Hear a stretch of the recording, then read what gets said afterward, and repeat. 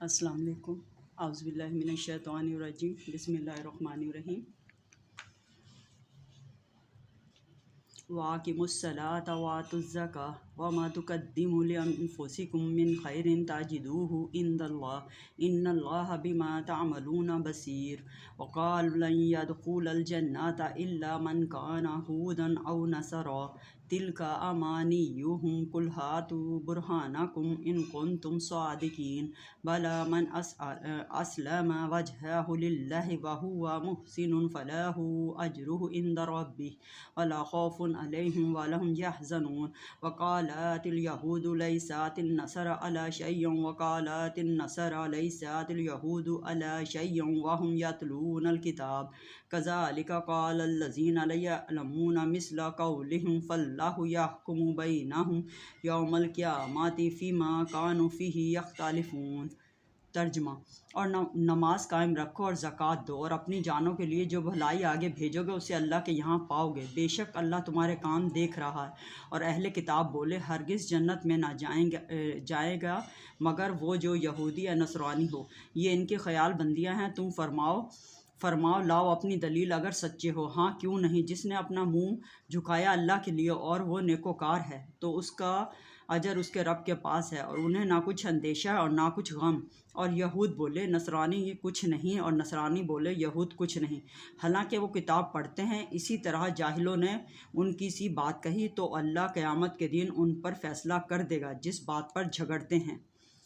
تفسیر۔ اس سے معلوم ہوا کہ درگزر کرنے کا حکم جہاد کی آیات سے منسوخ ہے۔ نرمی کی تمام آیات کا یہی حکم ہے، وہ جہاد کی آیاتوں سے منسوخ ہیں۔ اس سے اشارتاً معلوم ہو رہا ہے کہ نماز زکوٰۃ سے بہتر ہے۔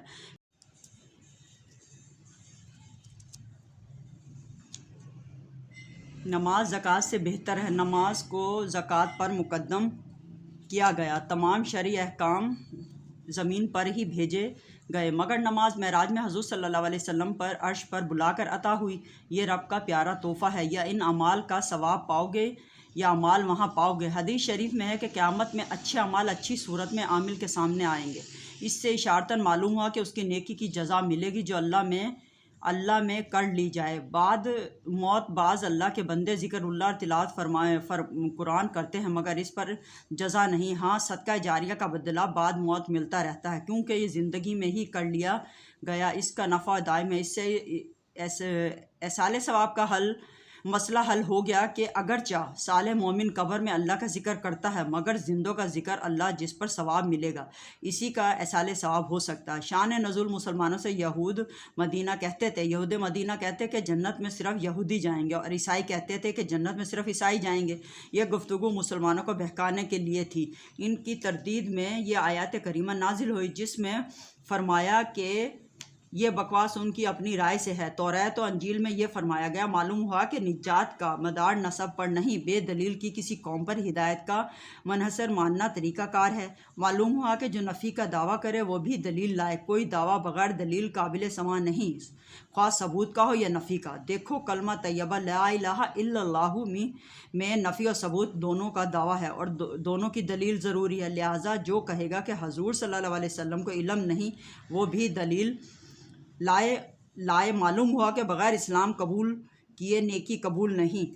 جڑ کٹ جانے پر شاخوں کو پانی دینا بیکار ہے۔ اسلام جڑ ہے، نیکیاں پانی۔